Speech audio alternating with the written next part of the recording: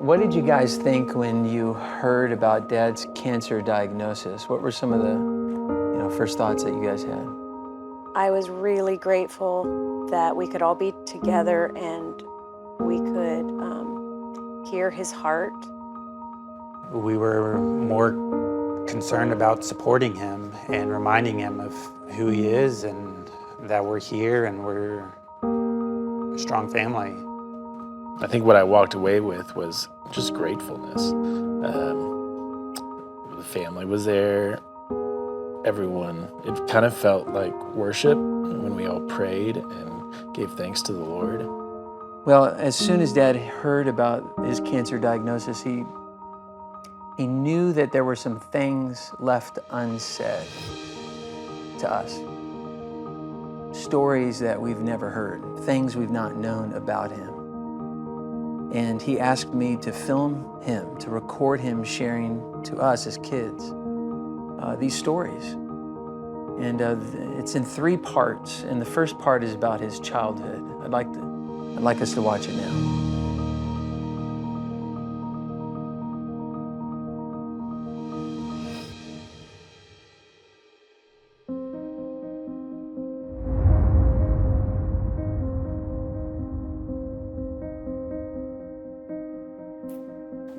So Dad, what's on your heart? What do you want to tell me?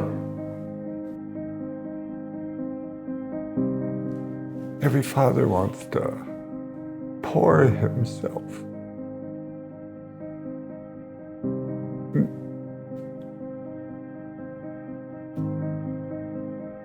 Take your time.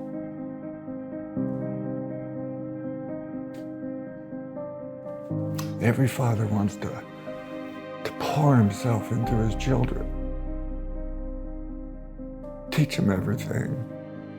Give him everything that he's received. And it seems time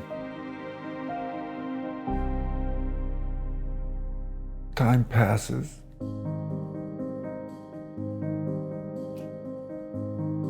We miss opportunities.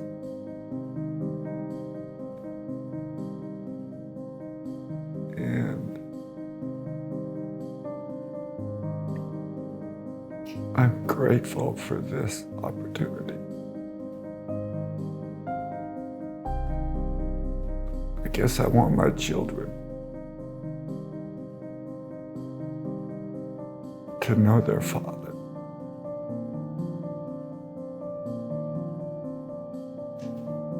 I want all of you to know me. I want you to know where I came from. How I became the man I am today. Whatever that means. I want to tell you a little bit about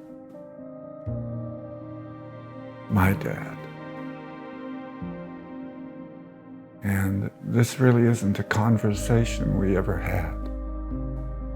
And I've often asked myself, why? Why haven't I told my kids about my dad? Why haven't they asked? Are they not interested? How does a conversation like that come up? I guess it should have been initiated by me, but as you will see, I have very little to say about my father, my earthly father.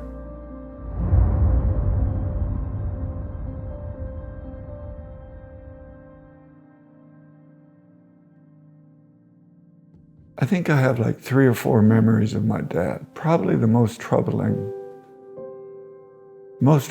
was this.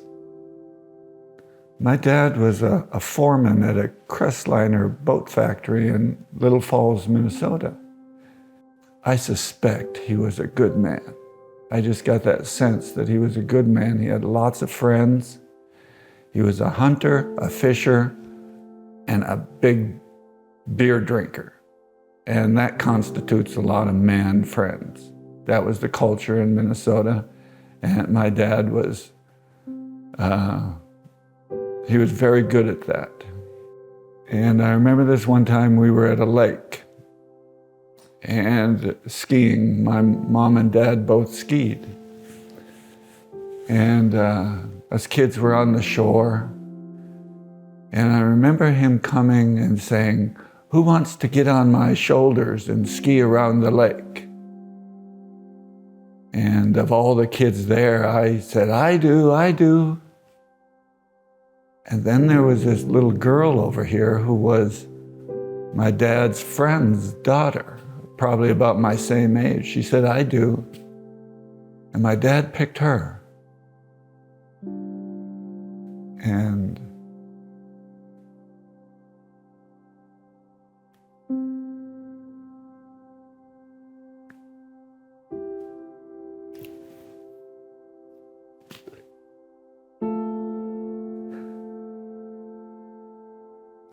I never forgot that.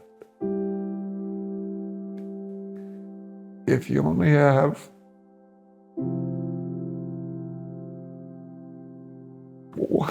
one memory of your father, and that's it.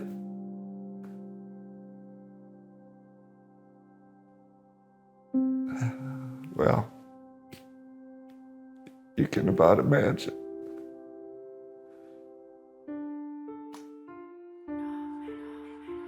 I have a couple other memories,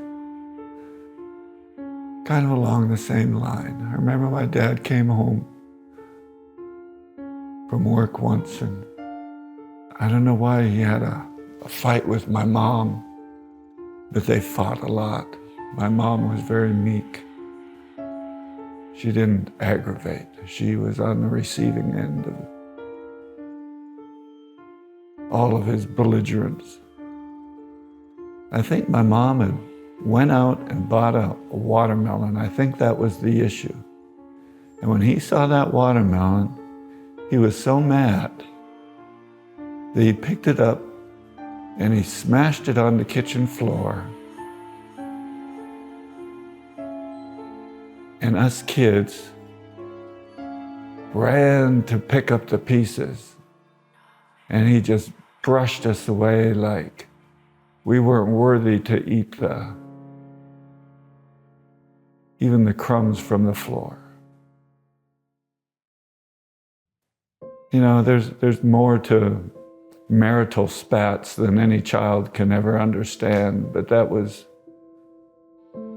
left an impression as well. So you see, I never saw myself as having a father. In fact, as I grew up, I knew I was different. Families didn't get divorced. My mom and dad, of course, did. Basically, my mom had had enough. And she feared for her safety, she feared for us kids. So after we moved to Arkansas for a year, my mom packed us up and moved us back to Minnesota. I think I was 5 then. We were the only family in that town that didn't have 2 biological parents. Divorce was not. It just was taboo. So my mother lived with the scarlet letter, with the shame of that. And she lived with the brunt of people's cruelty. And she had a very hard time. She suffered through that. And as kids, we grew up watching her live in shame.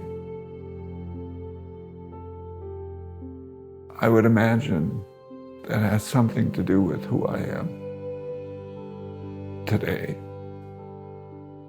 Not having a father, I envied those who did, had someone to play ball with them and teach them things and take them fishing and take them skiing and put them on his shoulders.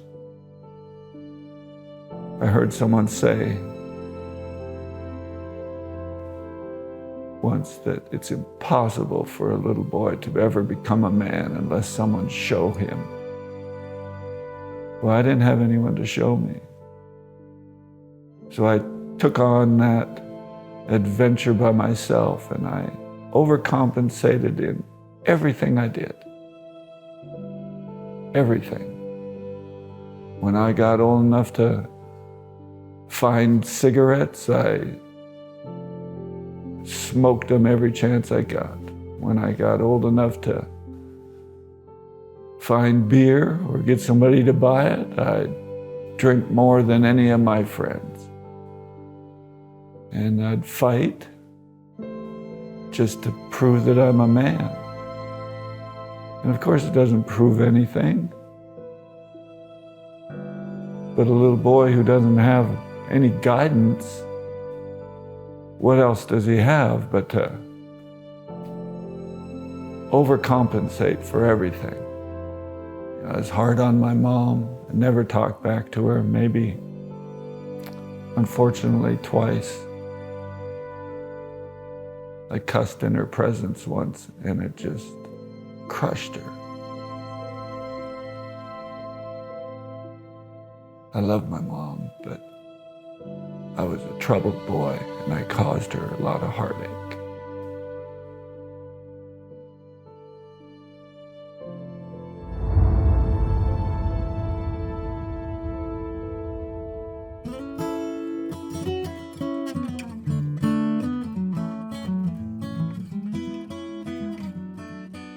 After high school, I got other jobs. Worked for a meat packing plant, getting up at 4:30 in the morning and going and filling the line with quarters of beef. And working 10 hours a day, every day. That was a union job. And sometimes on Saturdays. Getting up early meant you had to go to bed early, and that was no fun because I like to party at night. And it just wasn't a fun job. Did that a couple years. Developed a little bursitis in my shoulder, praise the Lord, so I had a reason to quit, collect some unemployment. Me and a friend decided we're gonna tour around the country in his pickup, sleep in the camper shell in the back. And the first stop was going to be Morrilton, Arkansas, where I had heard that my dad owned a bar. I thought, I'm gonna check him out. We went down there. First bar we came to, I asked, do you know Norbert Armstrong? Oh yeah. Well, is this his bar? No, this isn't his bar, but I think he owns a bar somewhere down there. And I think we went through 2 or 3 bars before somebody finally pointed us in the right direction, and finally we made it to his bar. This was probably like 7:30. So we started drinking and started playing pool, and pretty soon we were a little bit over the hill, and we pretty much took over that bar. Probably by 11:30 or 12:30, this big guy walks in. Of course, I kept my eye on the door all night long, and this guy walks in, and he walked behind the bar. And I walked behind the bar, and I said, are you Norbert Armstrong? And he says, yeah. I said, I'm your son.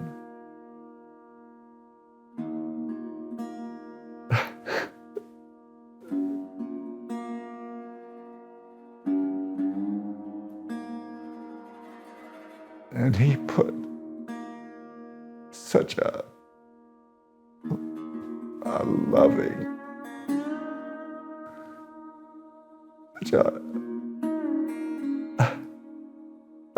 a loving bear hug on me. I didn't think he would ever let me go. And we cried, and we laughed, and we cried.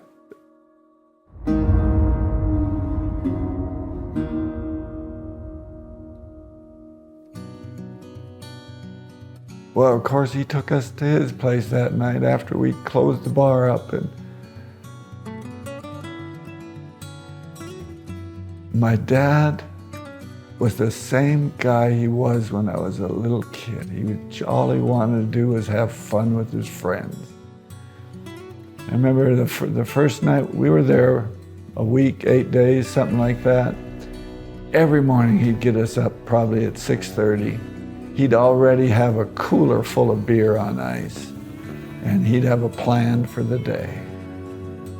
And it included drinking beer from sunup to sundown, and we were good with that. And laughing and telling stories and doing crazy stuff, four-wheel drive. One day he took us rabbit hunting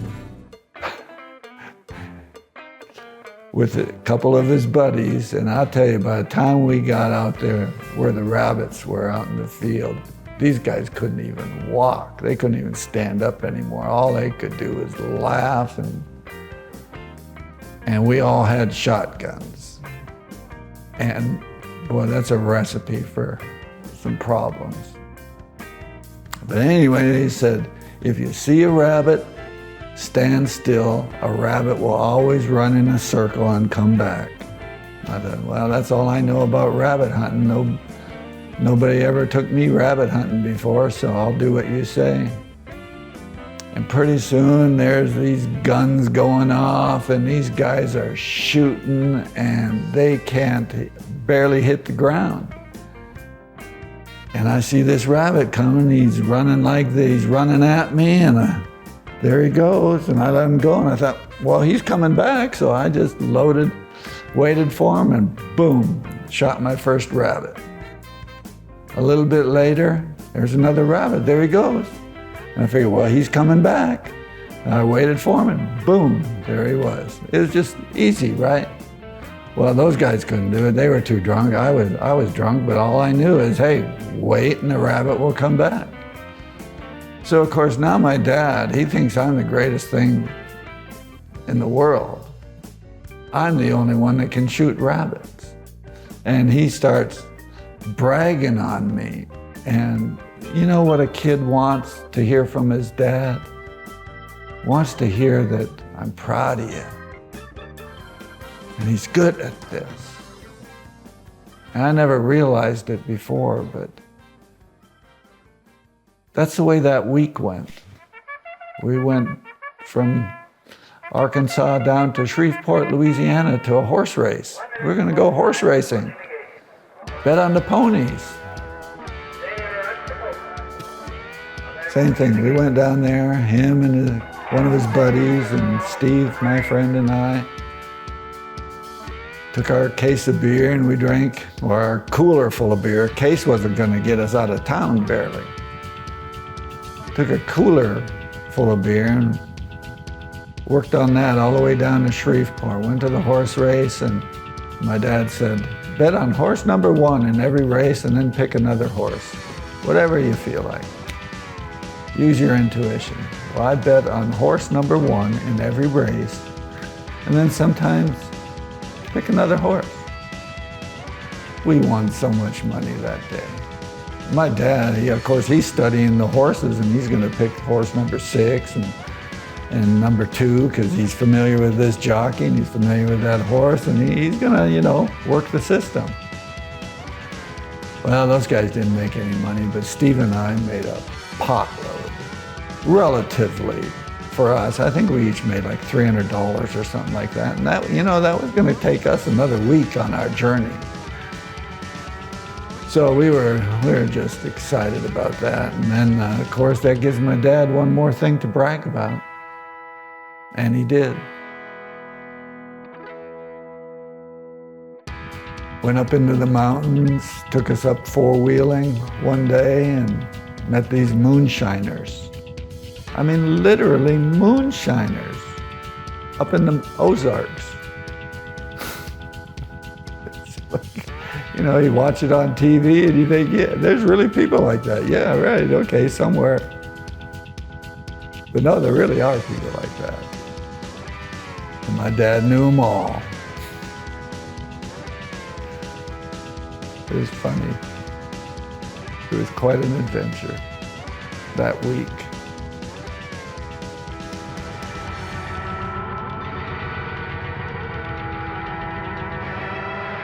Then it ended. We drove off. Came to San Antonio, actually, was our next stop.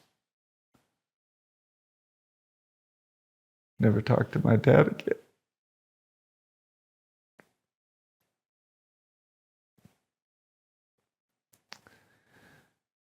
He didn't have a place in my heart. I didn't feel anything.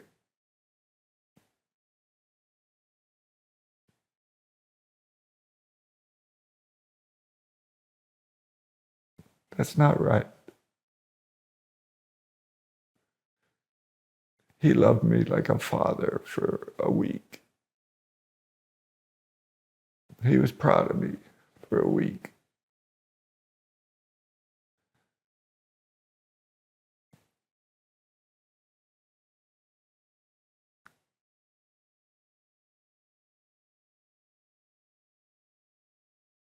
But I felt nothing.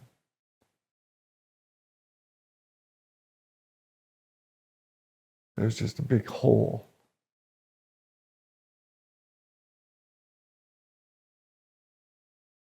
Nothing.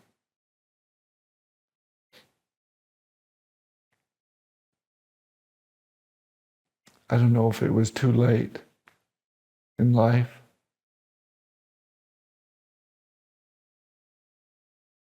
If there were scars there that I didn't know about.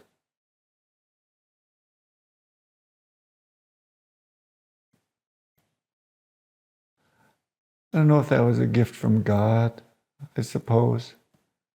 It was an opportunity for me to have an experience that was positive,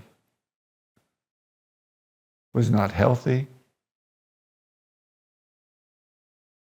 It did not enhance my character necessarily.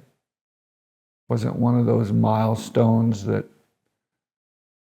you look at in your life where you take a lesson away from it. But yet it was monumental to hear your dad laugh.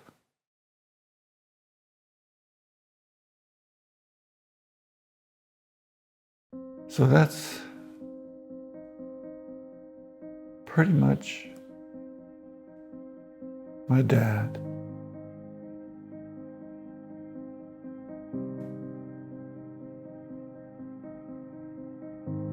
And I guess one of the reasons that I want to emphasize some of these things is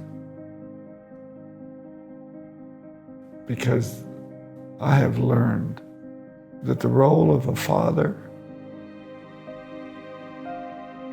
is the highest calling any individual could have. The authority that you exercise, the parameters that you set for your family, the values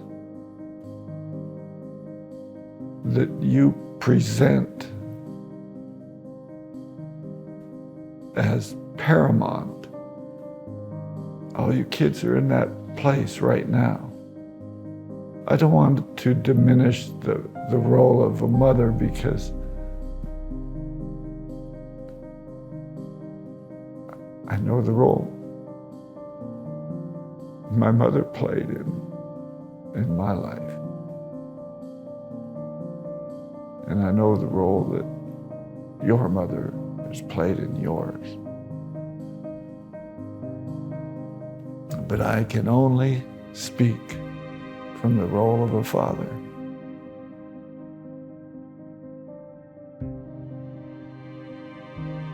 And I'll say this, I'm proud.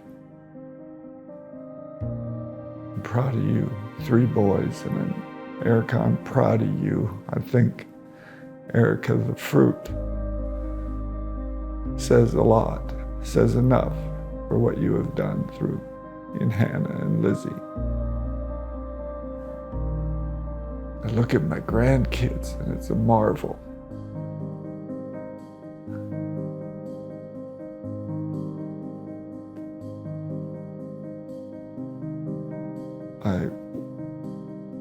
I wish I was closer. I wish I was of that personality type that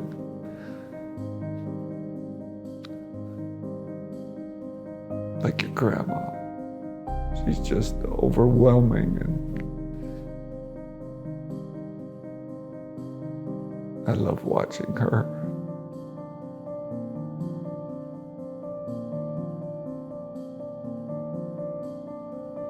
What a blessing she is.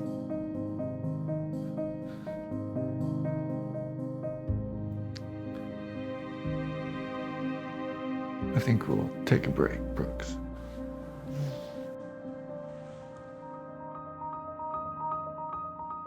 Not having a dad had such a profound influence on shaping who he was. He's told me that story about his first memory of his dad. The first time I heard that, I thought about the first real memory where he lifted me on his shoulders.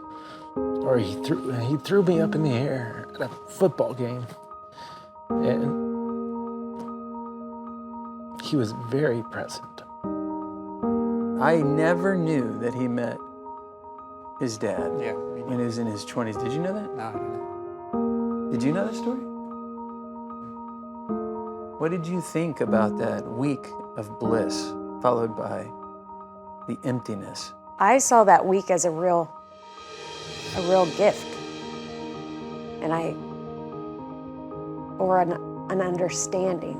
God helping him understand that man's favor at the end of the day is not what we look for. The psalmist says, "Though my mother and father forsake me, you, God, will always receive me." And that's an important part of his story. In this second part to his memoir, he wants to share with us how he came to Christ through the father wound that he felt. Let's watch.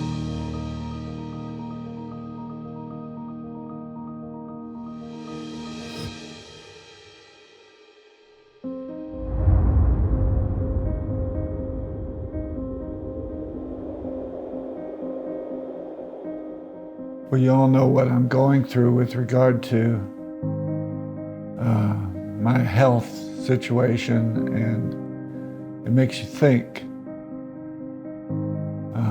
Makes you think a lot. Solomon said in Ecclesiastes that the day of mourning is better than the day of myrrh. It really sobers you. It makes you think about what's important and why you do the things you do and what you want to do with what you have. And what I have now is time, but I don't know how much of that there is. And I guess certain questions you kids have never asked me, and there's certain things that I've never shared with you. And most importantly, the things that I want you to know about me are the things that led me to Christ.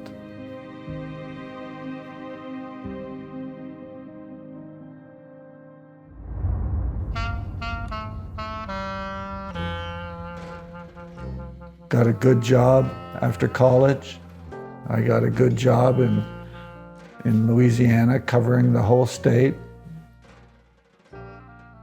And I found myself all alone. I decided I'll just get me a bottle of Stolichnaya and figure this out. And that's what I did. Every night, after work, I'd come home, get a bucket of ice, a bottle of Stolichnaya, a little jar of olives, and I'd sit and I would drink my vodka. And I decided it's time I'm gonna write my mom a letter. And I started writing Mom. Every night I would write Mom a letter. Sometimes, this is when you had to pay for phone calls, long distance. So I was too cheap to have a big phone bill, so we didn't talk that much on the phone, but we would write letters. Every day she'd write to me, and every day I'd write back to her. Well, one thing my mom had told me before I went up there, she said, Bill, I promise you, if you will come back to God. No, she said, if you will come back to the church. If you'll come back to the church. And that's the only thing I knew as a Roman Catholic church. So it was pretty clear to me what she was talking about, if I'll go back to the church. And all I knew is that the church really, it didn't do anything for me. I didn't feel it. But she said, I promise you, if you'll come back to the church, God will make everything okay. That was her faith. She knew it emphatically where the answer was. And I thought to myself, yeah, Mom, you're probably right. She said, Bill, you say this prayer. And it consisted of reading out of that little book every day and then saying a rosary. Every day. You can't miss. You cannot miss a day.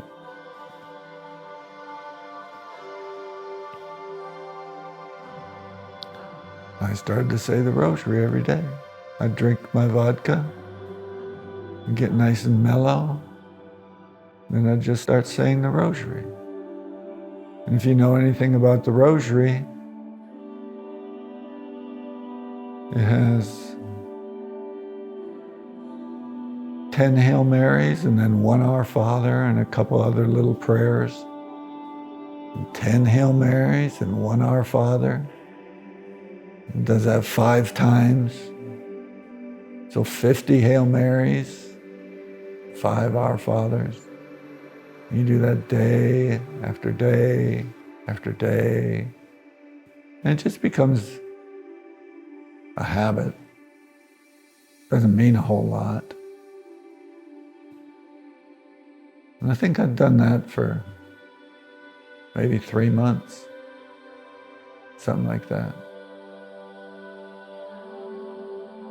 And of course, still drinking the vodka like that. That mellow feeling. It shuts off all your feelings. Shuts the world out. Say my prayers and go to sleep. One night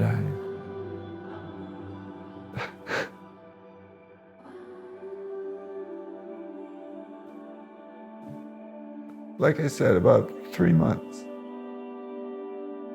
After 3 months, it's a lot of Hail Marys, and a lot of Our Fathers. One night, laying there in bed,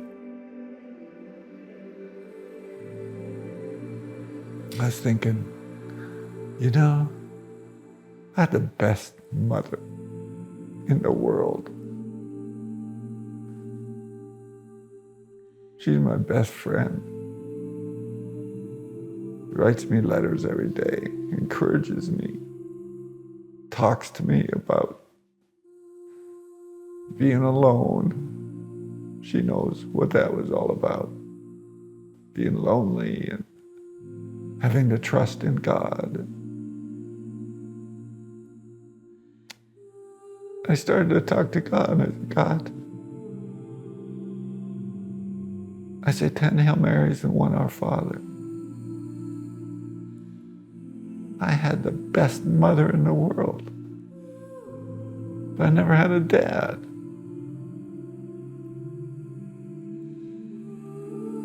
That was the first time in my life I ever longed for a father. I was totally indifferent, no feelings whatsoever before that. I said, I never had a father. Maybe that's my problem. Maybe it is. The thoughts started to flood my head. What kind of problems could that be? I began to look at my life, recognize how I loathed myself. I was not proud of myself that I would drink and cuss. I had the worst, foulest mouth of anyone I'd ever known in my life. I embarrassed myself so many times, just expressing that contempt that was in my heart.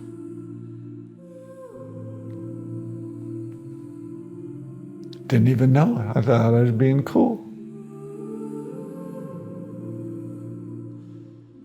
But I said, God, maybe this is my problem.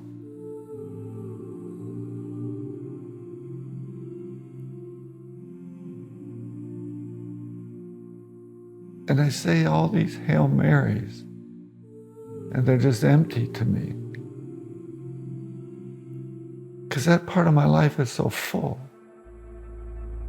I don't need a mother. I have the greatest.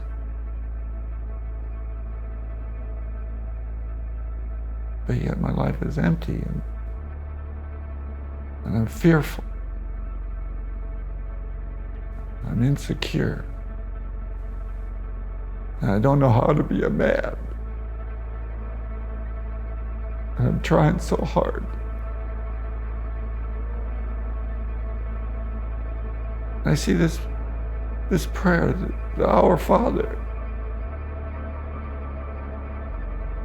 I should be saying 10 of those in one Hail Mary. Because I never had a father.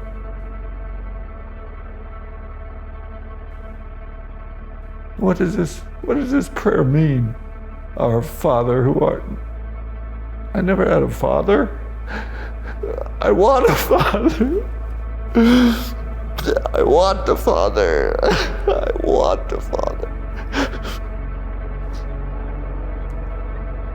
I want a father. I want a father.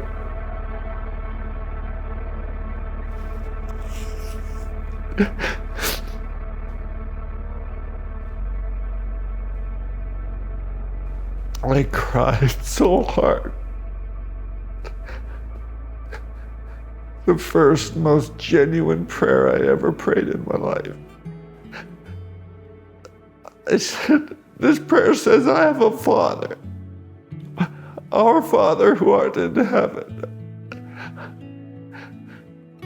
Are you my father, really? Will you be my father? I want a father.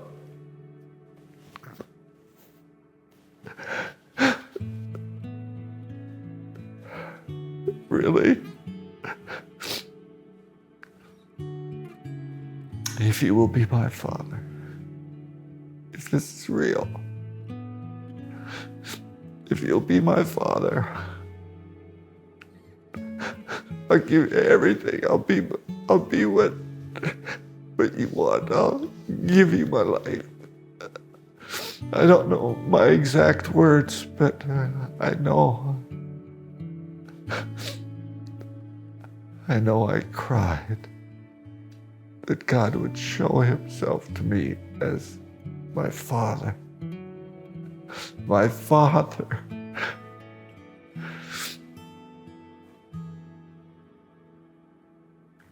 I fell asleep that night.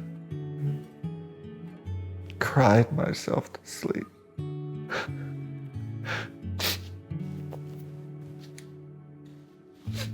I got up the next day and went to work. And the day after that, the day after that, the day after that. And was probably about 2 weeks later. I was driving down the road. I did a lot of driving, covering the state of Louisiana all by myself. You have a lot of time to think. I was driving down the road, and it's like, I can't remember the last time I cussed. I literally can't remember the last time I cussed. That's weird. That's weird.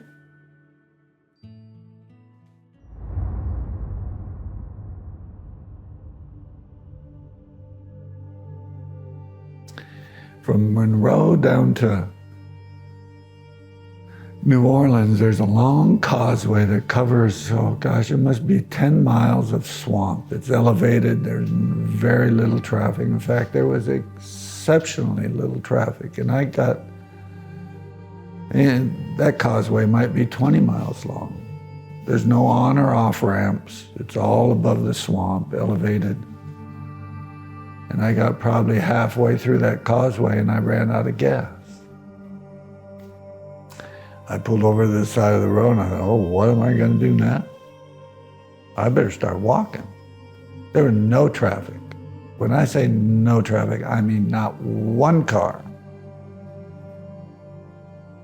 And I started walking in the direction I was driving towards Laplace, down towards Highway 10 where I could go over to New Orleans. And I started walking. And I walked probably a half mile.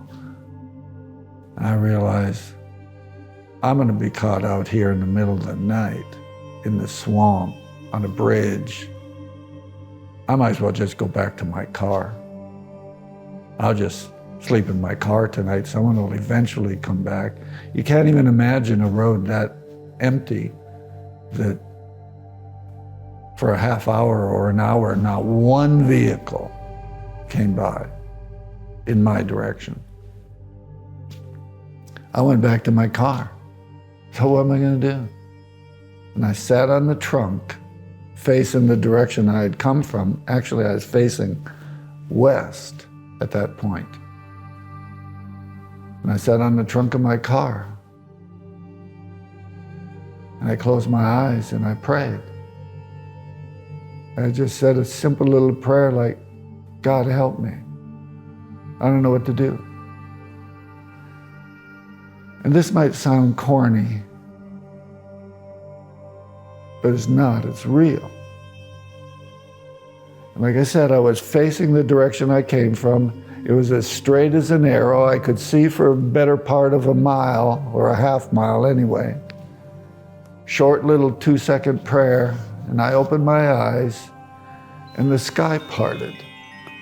And the beams of, it was all natural, it wasn't supernatural, but the beams of light that came down just seemed to focus right on me. And I dropped my eyes down to the road and parked 10 feet from me was the most beautiful pink Cadillac I'd ever seen. I have no idea. It could not have traveled that distance in that amount of time. I was shocked. I walked up to the car, and there were 2 couples in the car. Couple in the front seat, couple in the back seat. And they were all smiles. And they asked me, do you need a ride? Do you need help or whatever? And I was numb. Totally numb. I could hardly say yes. And they said, get in. And would you like a drink? And I got in the back seat, and they had like a smorgasbord in the back seat of this car. I was so shocked. This was so surreal. I did not know how to respond to anything, to questions they asked me or anything. They took me to a gas station. A guy at the gas station had a wrecker. and a can of gas, took me to my car. These people paid for everything. The people in the Cadillac paid for everything. I'm sure this whole process took 2 hours, but a couple of days later, I was at a photo lab. I was doing some work for this guy, and I knew these guys, this man and his wife were nice people. Never heard them cuss. And they talked about God from time to time. I knew they were Catholic. So we were having lunch. I was eating a sandwich. I told him, I had this interesting experience the other day, and I started telling him, I told him this whole story. After I finished, I grabbed my toolkit and my briefcase, and I was headed for the door. We did all the paperwork and everything, and this was in a camera store with a photo lab in it, and there was probably 2, maybe 3 other customers in there. And I got about 10 feet from the door, and I sensed the gentleman came from my left and the lady came from my right, and they both met me about 10 feet from the door and stopped me and put their hands on my shoulder and said, Bill, would you mind if we prayed for you? I can't tell you a word they spoke, but I can tell you what I experienced while they were speaking. As I stood there holding my briefcase and my toolkit, with my eyes closed and my head drooping, I noticed something going on in my feet. And my thoughts were, what is going on in my feet down there? And it started to tingle. And it was so profound that it wasn't a numbness, it was something going on in my feet.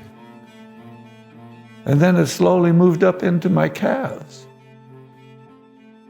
And whatever they were praying, it made no difference to me whatsoever, because something was going on down in my feet and in my calves.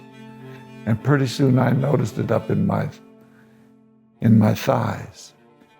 And the only way I can explain it, it feels like if you have a garden hose and there's water rushing through it, you get this sensation that there's a little bit of vibration and there's something going on. You can tell if you're holding a garden hose and water is going through it. It feels different than just holding a garden hose. Well, that's the way my legs were. This sensation moved from my feet, through my legs, through my trunk, up to my shoulders, up to my head. When that hit my head, and my whole body was just shaking, they stopped praying. I opened my eyes. I looked at them and I said, you will never believe what just happened to me. I remember him saying, oh yeah, we know. And I remember I had a smile on my face that hurt. It cramped my face.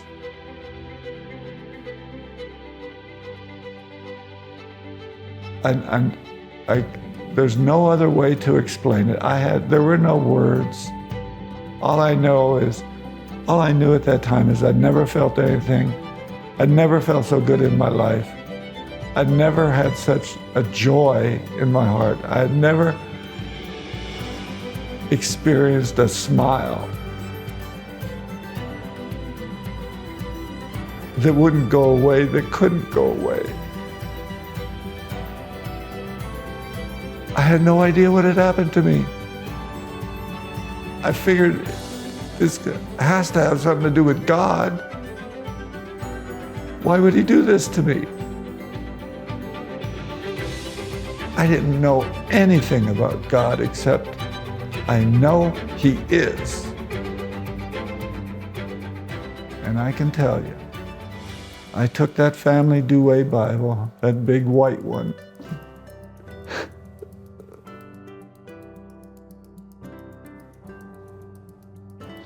and I opened it up. And before I got to Genesis 1:3, I was bawling like a baby. It was like the voice of God was speaking to me. Every word I read came alive.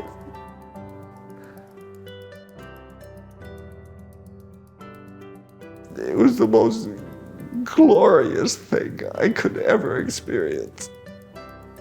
I don't think I got through chapter 1 that night. I'm sure I didn't. But I knew every word was true, and it had such a profound effect on me.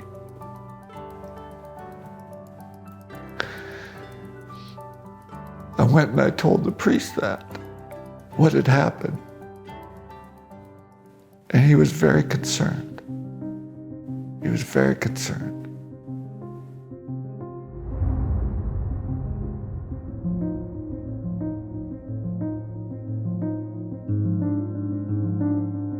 One day, these Jehovah's Witnesses were at my apartment, and we were talking about the Immaculate Conception. They were trying to convince me that I should not worship Mary.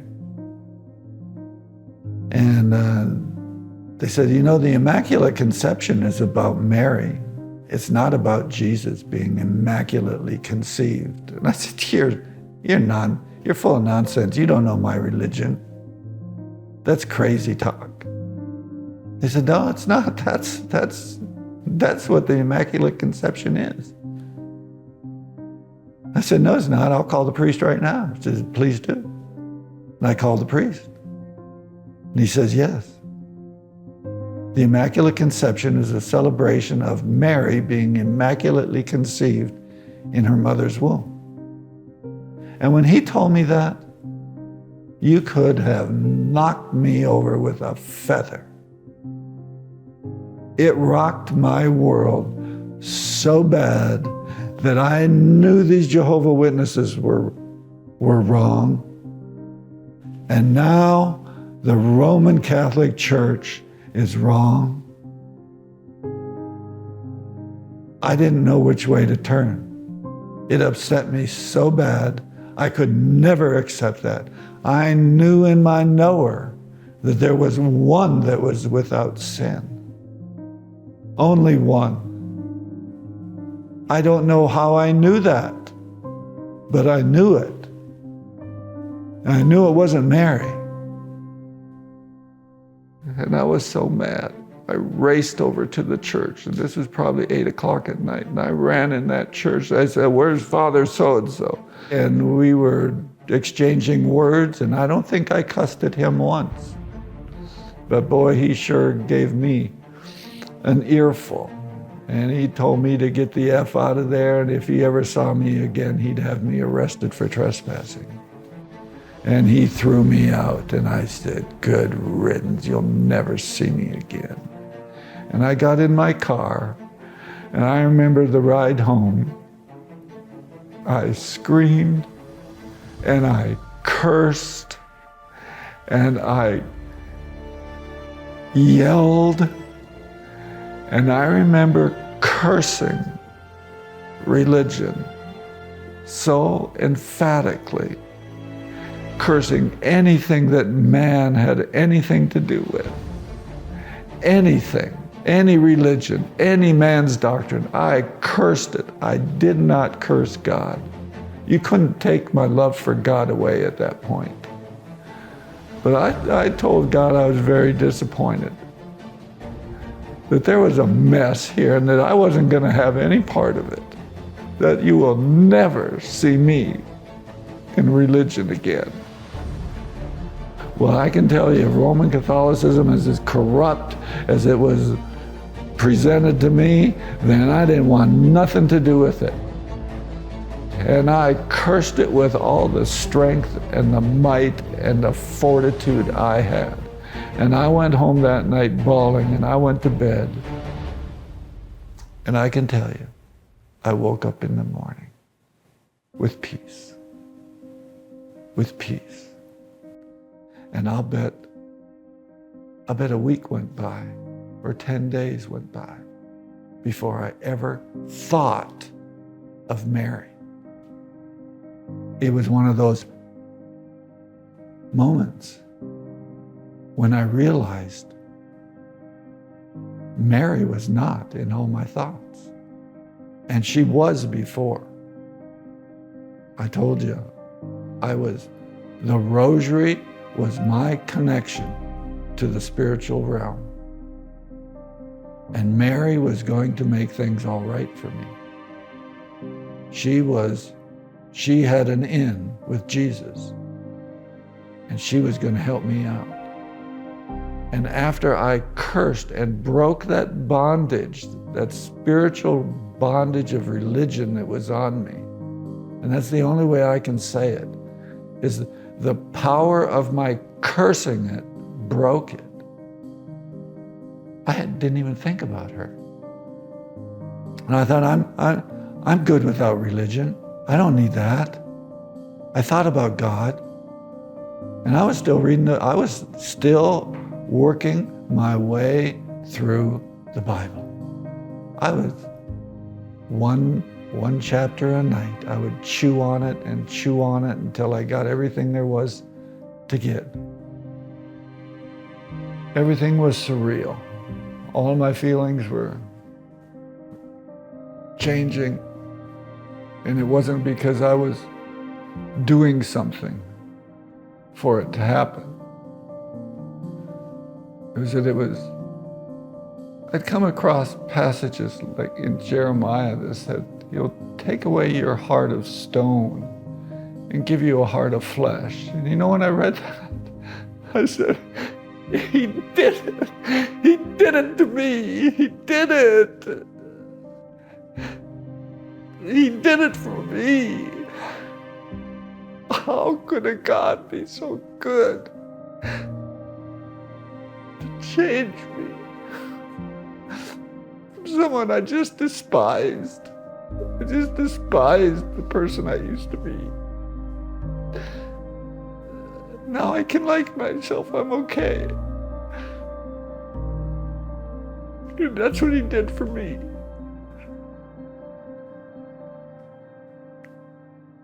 I think we can stop here, Brooks. Our Father.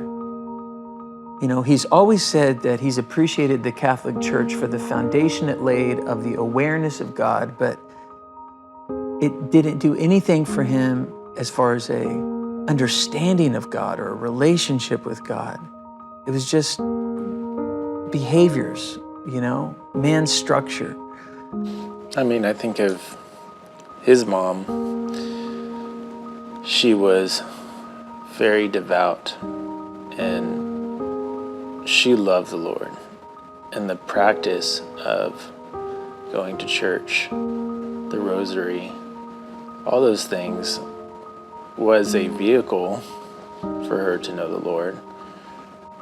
It's that pattern that I think has allowed him to even know the Father more. And that faithfulness we've seen our entire lives. He was always in the early morning with his Bible, wanting to hear from his Father. He really cursed everything else, and he fully trusted what the Lord would reveal.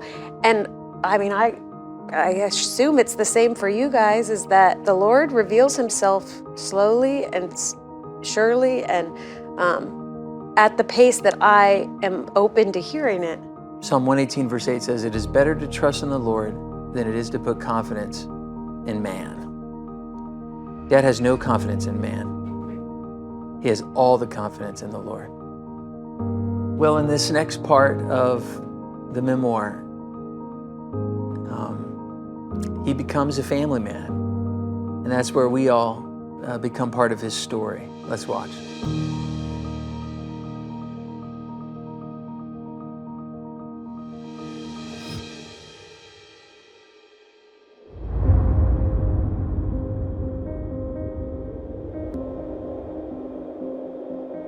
I was actually in New Orleans, worked there for 2 years, moved to Dallas. That's where I really got my education in the Lord. Just every day was something with God. in Dallas. And then I had the opportunity to move to San Antonio and buy my first home. The first time I came to San Antonio, I saw the Living Way Church. Wow, that's a nice church, maybe. And there's my exit right there. I'll go over here and maybe that'll be my church. And I don't know if it was the first time or the second time or the third time I went there. But there was this girl in the choir. Wow, was she something?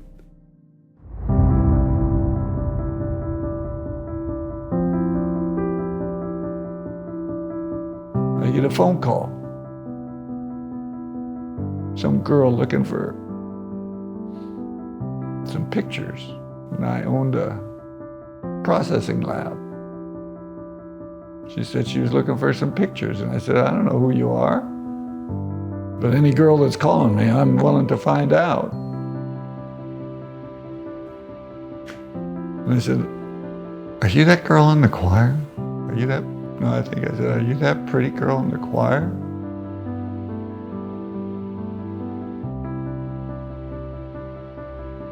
It turned out it was her. She turned my world upside down.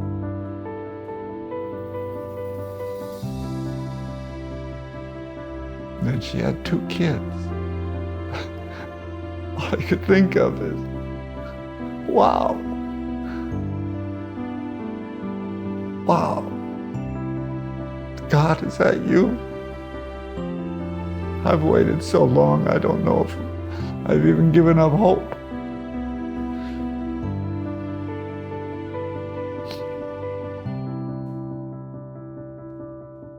But it turned out to be God.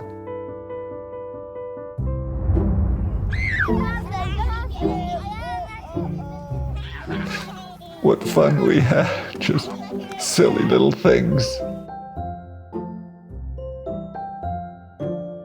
The little kids talked more than my ears could hold. I was used to solitude and quiet, soft conversations, and these kids just playful children. And I was determined I was going to be a good dad. I was going to be what I never had. We were going to have a Bible study every night. And we did. Took the Living Bible, the one that perhaps the kids could comprehend a little bit, and started in Genesis, night number 1. I think it was probably the night we got home from our honeymoon. I don't think I would have let one night go by. I was serious. I was going to follow a format.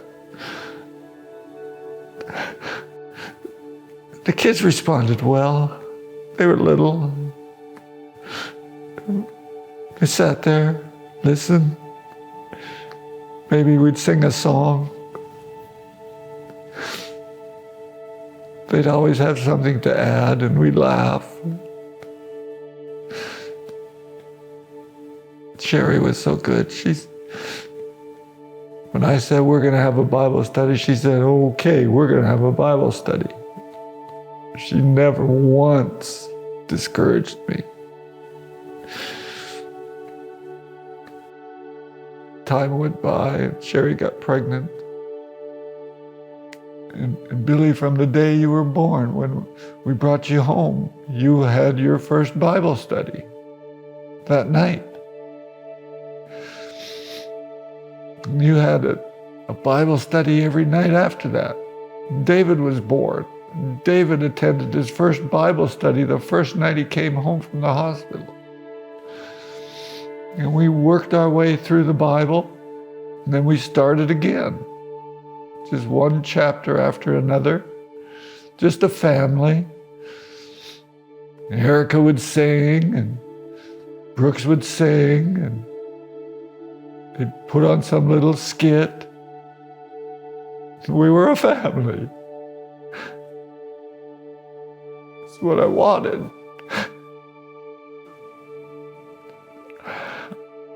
Never dreamt it could be like that. And it was good. It was good.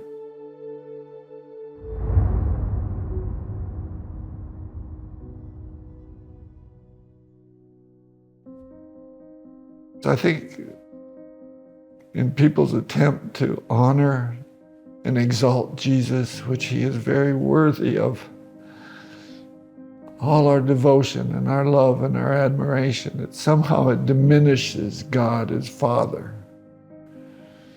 Jesus didn't come to elevate himself. He came to point us to his Father.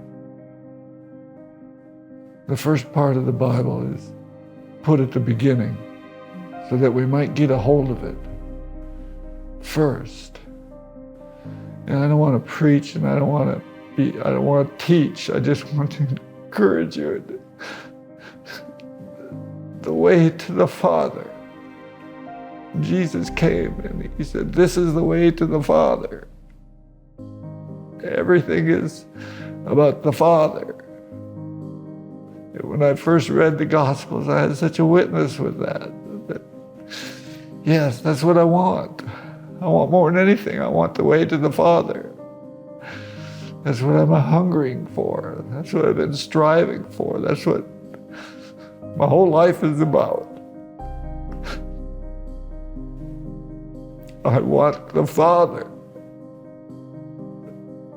I just want you to know the road I've been on. I want you to know the God that I've experienced.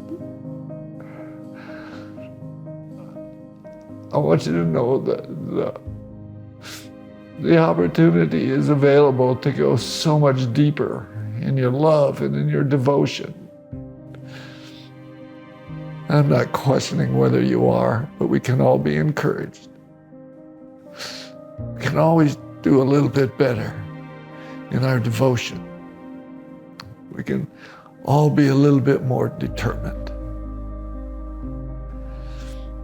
I can't say enough about how proud of you kids I am, and you know what I'm going through, and my days might be many or they might not be so many.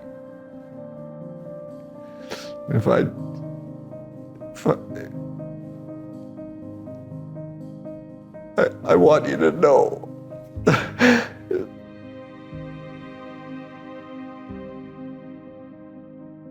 I want you to know it's been a joy. It's been my heart cry to have children since I first became a Christian. Look what God has done. I love y'all. I love y'all. Carry on. Carry on.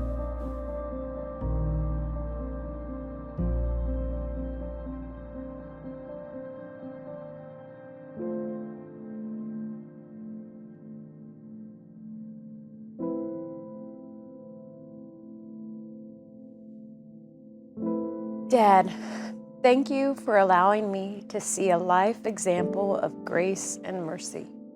As I get older, I'm more aware that what you cultivated in us is unique.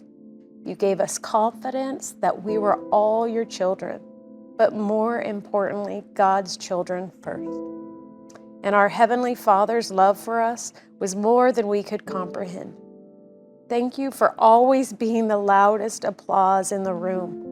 Whether I was singing to an audience of 2 or 200, you would beam and your enthusiasm would resonate across the crowd. More importantly, thank you for giving me confidence in God's ability to work all things together according to His purpose for me. It is in that perfect love of my Creator, that I find the greatest peace. I love you. Dad, I want to thank you for having a tender heart towards Mom, towards Erica and me. And you embraced us like we were your own, and we embraced you like you were our Father. And you've become that. Dad, I want to thank you for giving me the firm foundation of God's Word as a foundation that I've built my whole life on. You've made it so easy for me to enjoy friendship with God. I had no need to search like you had to. You want to be found faithful when it's time for Christ to receive you. You want to hear, well done. I could hear, right now, I could hear in my imagination the Father say, well done, thou good and faithful servant. Thou hast been faithful over a few things. I will make thee ruler over many things. Enter thou into the joy of thy Lord. I love you, Dad. Dad, I am so thankful for you as a father. Your intention as a father shaped me into the man I am today. I remember when I was a child learning piano, playing basketball. You were always right there involved at every lesson, recital, and game. You have always helped us to do everything with excellence. Your life is a testimony of God's power through His Word. The wisdom God gave you and you shared with me is now rooted in me and my family. That dedication and intention will pass on to many generations.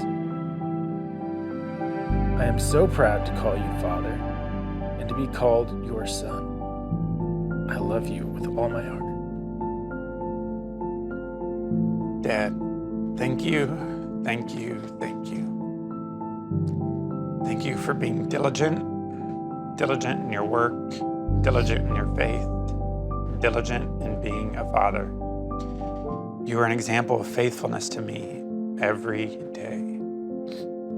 Thank you for your direction. It was never in doubt the way I should act, the decisions I should make, the path I should follow. You led me, you engaged me, and helped me understand why. You share your wisdom with me generously. You point me to the wisdom in the scriptures and discuss its meaning, purpose, and value. You encourage me to think deeper than surface level and challenge me when I don't. Thank you for taking on the challenge of being a father. Thank you for not seeing your weakness and giving up. Thank you for understanding where you were weak, searching out wisdom and guidance from God and His scriptures, and not giving up. You will always be one of my greatest influencers and best friends, and I hope to be more like you each day. Thank you for being all of this and more to me. I love you, Dad. All I can say is God is faithful. Seek ye first the kingdom of God and His righteousness, and all these other things, all the things you could desire, and yearn for, and love and want and covet, they'll all be added to you. Everything. Prove me now herewith, saith the Lord, if I'll not open up the windows of heaven and pour you out a blessing such that you can't contain it. Well, God has certainly done that for me.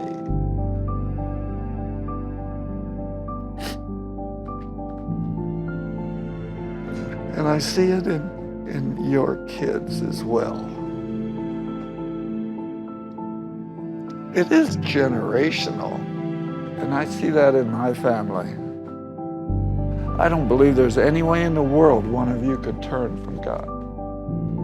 And I don't believe there's any way in the world one of your children, not one, will turn from God. They are destined to stand before the throne of the Lord forever.